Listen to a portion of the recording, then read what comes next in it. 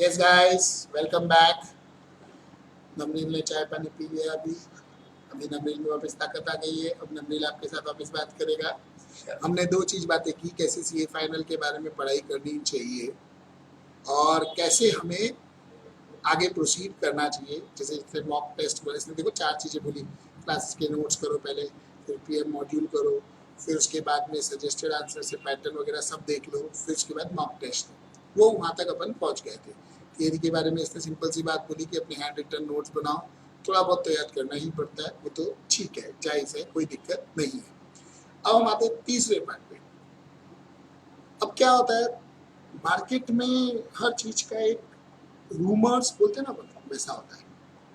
Whenever you go at any place, what I have seen in Mumbai at many places, library में बच्चे जाते हैं पढ़ने, दोस्त से मिलते हैं, दोस्त बोलेगा अरे ये मस्त नोट्स है प्रिसाइज, वो लेता है जेरोक्स रख के खुद के पास रख लेता है। दूसरे दिन किसी और से मिलेगा, ये भी मस्त है, ये भी जेरोक्स रख के रख लेता है।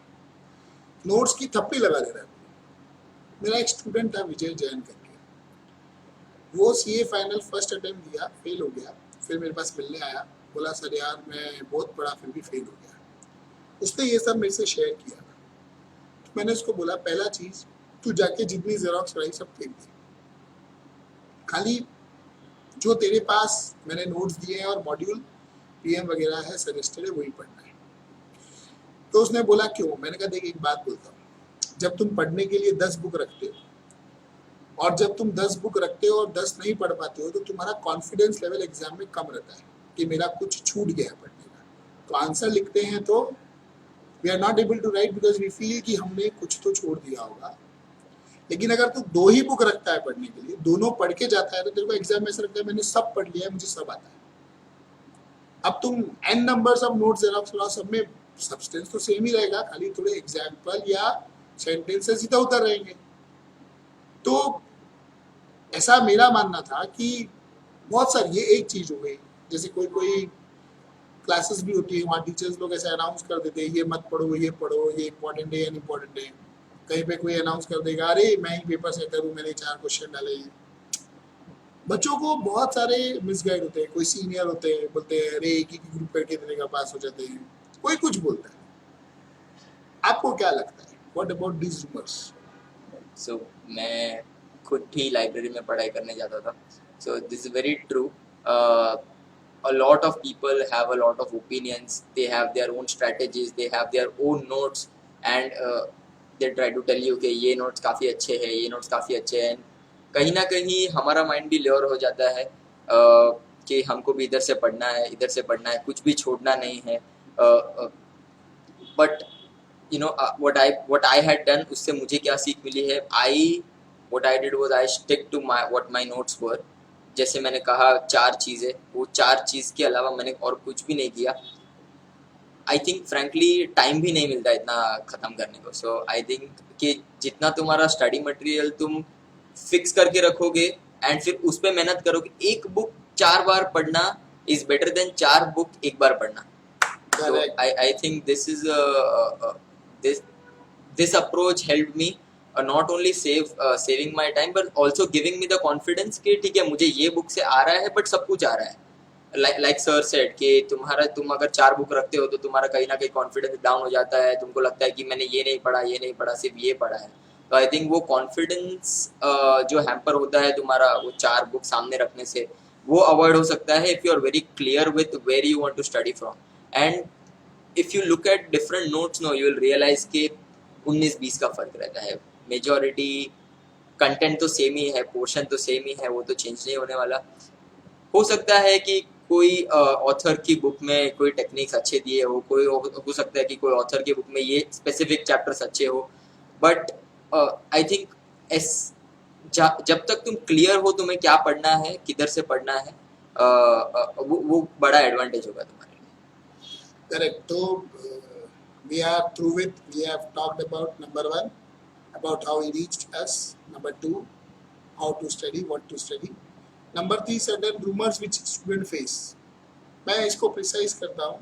मेरे पास एक पहले का जो स्टूडेंट था जिसने बताया, उसने क्या बोला, सब लोग कुछ ना कुछ बोलेंगे, सुनने का, पर अपन भी तो पढ़े लिखे हैं ना, दिमाग है ना अपने में, अपन इवेल्युएट करने का कि ये सही है या गलत है।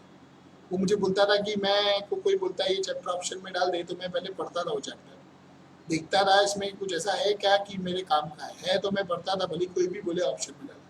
तो इट इज़ इंडिविजुअल स्टेप, क्योंकि सबको अच्छा लगता है जब आपको कोई बोले कि ये बुक है, इसमें 10 चैप्टर है, इसमें से 6 में से नहीं पूछेंगे, 4 में से पूछेंगे, 4 ही पढ़ो, फील गुड फीलिंग आती है।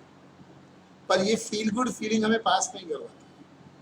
हम सभी student, you are all capable of studying well. और मैं आपको एक दो चीज़ें बोलता हूँ, सीए एग्जाम देने जो बच्चे आते हैं, 100 बच्चे एग्जाम लिखते हैं, 5 टाइम पास वाले लिखते हैं, 95 मेहनत करते हैं। जो 95 स्टूडेंट मेहनत करते हैं उसमें से पास सिर्फ 10 ही होंगे,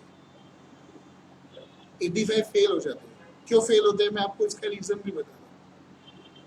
पहली बात, बच्चा दूसरों की बातें सुनता है, कुछ ऑप्शन में डाल देता है, कुछ नहीं पढ़ता है, या मॉड्यूल नहीं पढ़ता है, पीएम नहीं पढ़ता है, तो उसको झटका लग जाता है। समझो आप एग्जाम देने गए, पहला पेपर आपका खराब गया।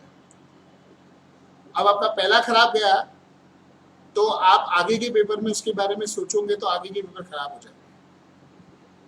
तो बहुत सारे बच्चे तो रॉन्ग स्ट्रेटेजी की वजह से होते हैं। तो ये जब मैं क्लास में रहता हूँ तो मैं बताता हूँ कि एग्जाम डेज में कभी किसी दोस्तों से ज़्यादा डिस्कस नहीं करने का, पेपर देने का सोल्यूशन डिस्कस नहीं करने का। कभी कभी हमारा आंसर करेक्ट है पर बाकी सबका अलग आंसर आया, हमारा करेक्ट था सबका रॉन्ग था, पर सबने बोला 90 90 90 90 और अपना आया 25।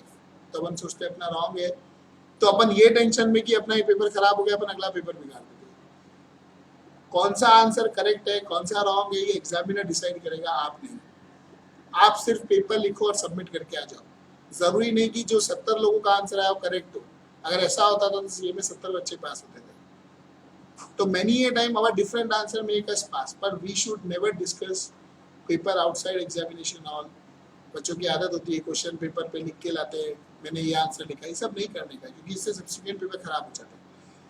स्टेमिने के साथ 8 पेपर लिखो, अच्छे से लिखो, कुछ नहीं होता है। कोई कोई बच्चे मुझे ये भी बोलते हैं, पहला पेपर ग्रुप 1 का खराब गया तो अभी मैं सीधा ग्रुप 2 देता हूँ, 4 दिन एक्स्ट्रा पढ़ लूँगा।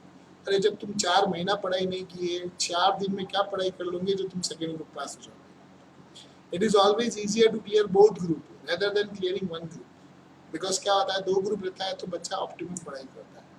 मैं थर्ड पार्ट पे आऊँगा जिसमें मैं आपको दूसरी मेरे बारे में जो चीज़ें हैं वो बताऊँगा जो मुझे लगता है कि बच्चे को पता होनी चाहिए, और उसमें थोड़ा नंबरिंग वैल्यू एडिशन कर देगा। बराबर, आते हम थर्ड पार्ट पे, रुकिए कहीं नहीं जाइए।